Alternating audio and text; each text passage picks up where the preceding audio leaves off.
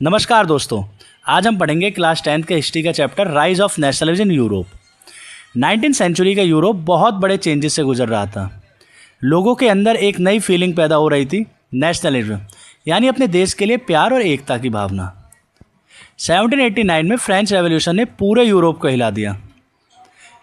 इनका मतलब था आज़ादी, समानता और भाईचारा। यहीं से नेशनलिज्म की शुरुआत होती है। अब देश का मालिक राजा नहीं बल्कि जनता थी। रेवोल्यूशन के बाद नेपोलियन बोनापार्ट पावर में आए।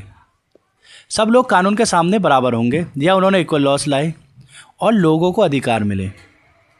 नेपोलियन की पॉलिसी से कई जगह लोग और ज़्यादा प्रभावित हुए और नेशनलिज्म बढ़ने लगा। 1815 में कांग्रेस ऑफ वियना आई, जिसमें बड़े लीडर्स मिले। मैटरनिक, जिसमें एक खाता है, उन्होंने बोला हम फिर से राजशाही वापस लाएंगे, लेकिन नेशनलिस्ट की वेव को कोई नहीं रोक सका। अब जनता चाहती थी इक्वल राइट्स। लिबरलिज्म ने नेशनलिज्म को और भी स्ट्रांग बना दिया। 1821 में ग्रीस ने टर्की के अगेंस्ट इंडिपेंडेंस मूवमेंट स्टार्ट करा। ग्रीस फ्री हो गया और 1832 में ग्रीस को ऑफिशियली इंडिपेंडेंस मिल गई। एक यूनाइटेड नेशन इटली का सपना देखा जोसेफ मैज़ेनी ने। जी हाँ, उसी में कैवर की प्लानिंग होती है कि हम स्मार्ट पॉलिसीज से इटली को यूनाइट करेंगे। गैरीबाल्डी कहते हैं हम फाइट करके साउथ इटली को आज़ाद करेंगे। और 1861 में इटली एक यूनाइटेड नेशन बन जाता है। जर्मनी में भी लोग एकता चाहते थे। बिस्मार्क ब्लड एंड आयरन की पॉलिसी जर्मनी को यूनाइट करना चाहता था और 1871 में जर्मनी भी यूनिफिकेशन हो गई। जी हाँ दोस्तों, यूरोप में नेशनलिज्म ने नए देशों को जन्म दिया। आगे चलकर इसी नेशनलिज्म ने वर्ल्ड हिस्ट्री को भी इम्पैक्ट किया। तो दोस्तों, आज हमने देखा कि कैसे 19th सेंचुरी में यूरोप में नेशनलिज्म एक पावरफुल फोर्स बन गई।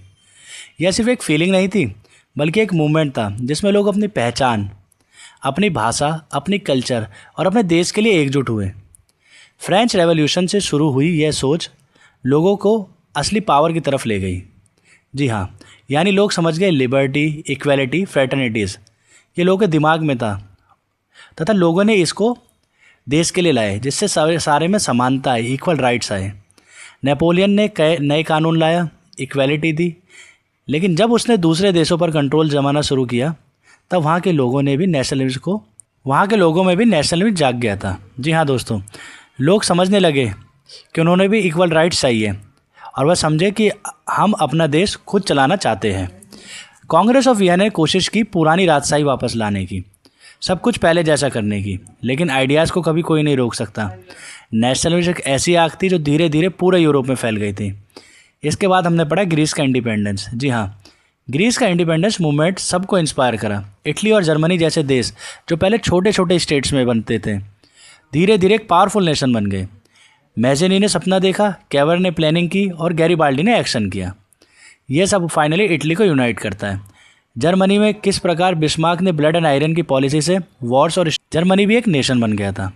और इसी के साथ एक कहानी हमें सिखाती है कि जब लोग एक साथ मिलकर अपने अधिकारों के लिए खड़े होते तो हिस्ट्री बदल ही जाती है। जी हाँ दोस्तों, आज का चैप्टर होता है कंप्लीट। मिलते हैं अपनी नेक्स्ट वीडियो में, तब तक के लिए नमस्कार।